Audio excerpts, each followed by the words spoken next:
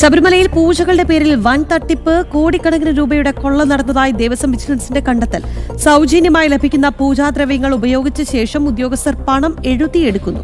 Administrative ഓഫീസർമാരാണ് പ്രതിസ്ഥാനത്ത് ഉള്ളത്. എത്ര രൂപയുടെ തട്ടിപ്പ് നടന്നു എന്ന് കണ്ടെത്താൻ സംസ്ഥാന ഓഡിറ്റ് വകുപ്പിന്റെ സഹായം തേടിയിരിക്കുകയാണ് വിജിലൻസ്. ഗൂഗിൾ രമേശുണ്ട് വാർത്തയുടെ വിശദാംശങ്ങളുമായി. ഗൂഗിൾ, എത്ര രൂപയുടെ തട്ടിപ്പാണ് എന്ന കാര്യത്തിൽ പോലും ഇപ്പോൾ വ്യക്തതയില്ല. അത്രത്തോളം വൻ തട്ടിപ്പാണ്, കോടികളുടെ കൊള്ളയെന്ന് മനസ്സിലാക്കുന്നു. എങ്ങനെയാണ് വിവരങ്ങൾ?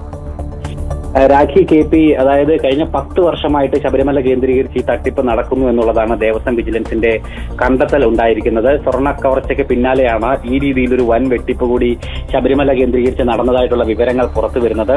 അതായത് പ്രധാനമായിട്ടും ഈ പൂജാ സാധനങ്ങൾ, സൗജന്യമായി ലഭിക്കുന്ന പൂജാ സാധനങ്ങൾ ഉപയോഗിച്ചതിന് ശേഷം ആ പൂജാ സാധനങ്ങളുടെ വില അവിടുത്തെ ഉദ്യോഗസ്ഥർ എഴുതിയെടുത്ത് കൈക്കലാക്കുന്നു എന്നുള്ളതാണ് ദേവസ്വം വിജിലൻസ് കണ്ടെത്തിയിരിക്കുന്നത്. കഴിഞ്ഞ 10 വർഷമായിട്ട് ഈ പ്രവണത തുടർന്നു വരുന്നു. ഈ കാലങ്ങളിലുള്ള അഡ്മിനിസ്ട്രേറ്റീവ് ഓഫീസർമാരുടെ നേതൃത്വത്തിലാണ് ഈ രീതിയിലൊരു അഴിമതി ശബരിമലയിൽ നടന്നിരിക്കുന്നതായിട്ടാണ് കണ്ടെത്തിയിരിക്കുന്നത്. പ്രധാനമായിട്ടും പടിപൂജ, കളഭാഭിഷേകം, അഷ്ടാഭിഷേകം, ഉദയാസ്തമന പൂജ അടക്കമുള്ള പൂജകൾ ഉപയോഗിക്കുന്ന സാധനങ്ങൾ കേന്ദ്രീകരിച്ചുകൊണ്ടാണ് ഈ വെട്ടിപ്പ് നടത്തിയിരിക്കുന്നത്.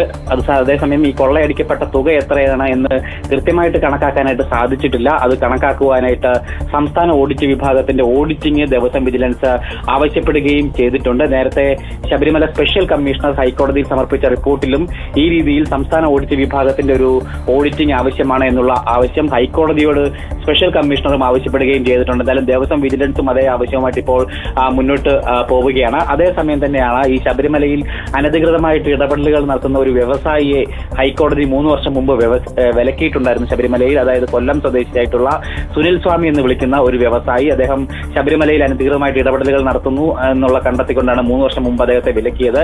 അദ്ദേഹം കഴിഞ്ഞ 10 വർഷമായിട്ട് ശബരിമല ശ്രീകോവിലേക്ക് ആവശ്യമായിട്ടുള്ള നിത്യപൂജ സാധനങ്ങൾ സൗജന്യമായിട്ടാണ് നൽകുന്നത്. ഈ സൗജന്യ സാധനങ്ങൾ കൈപ്പറ്റിയതിനു ശേഷമാണ് അവയുടെ വില ഈ ഉദ്യോഗസ്ഥർ എഴുതിയെടുക്കുന്നത് എന്നുള്ളതാണ് കണ്ടെത്തിയിരിക്കുന്നത്. ഹൈക്കോടതി ഇയാളെ 3 വർഷം മുമ്പ് വിലക്കിയിരുന്നെങ്കിലും ഇപ്പോഴും അയാളിൽ നിന്ന് സൗജന്യ സാധനങ്ങൾ വാങ്ങുന്നത് ദേവസ്വം ബോർഡ് തുടരുന്നുണ്ട്, ജീവനക്കാർ തുടരുന്നുണ്ട്. ഇദ്ദേഹത്തിൽ നിന്ന് വാങ്ങിക്കുന്ന സാധനങ്ങൾ സ്റ്റോർ റൂമിലേക്ക് എഴുതി വെക്കാറില്ല. പകരം അഡ്മിനിസ്ട്രേറ്റീവ് ഓഫീസറുടെ മുറിക്ക് സമീപത്തുള്ള മറ്റൊരു മുറിയിലാണ് ഈ സാധനങ്ങൾ സൂക്ഷിക്കുന്നത്. അവിടെ നിന്നാണ് ശ്രീകോവിലേക്ക് ആവശ്യമായ പൂജാ സാധനങ്ങൾ എടുക്കുന്നത്. അതെടുത്തതിന് ശേഷമാണ് ഈ രീതിയിൽ അതിന്റെ പണം അനധികൃതമായിട്ട് ഈ ദേവസ്വം ഉദ്യോഗസ്ഥർ എഴുതിയെടുക്കുന്നത് എന്നുള്ളതാണ് കണ്ടെത്തിയിരിക്കുന്നത്. അങ്ങനെ കോടികളുടെ വെട്ടിപ്പ് ഈ ഒരു രീതിയിൽ ശബരിമല കേന്ദ്രീകരിച്ചുകൊണ്ട് നടന്നിരിക്കുന്നു എന്നുള്ളത് ദേവസ്വം വിജിലൻസ് എന്തായാലും ഇപ്പോൾ കണ്ടെത്തിയിരിക്കുകയാണ്. ഇതുമായി ബന്ധപ്പെട്ട കൂടുതൽ അന്വേഷണത്തിലേക്ക് കൂടി ദേവസ്വം വിജിലൻസ് കടന്നിരിക്കുകയാണ്.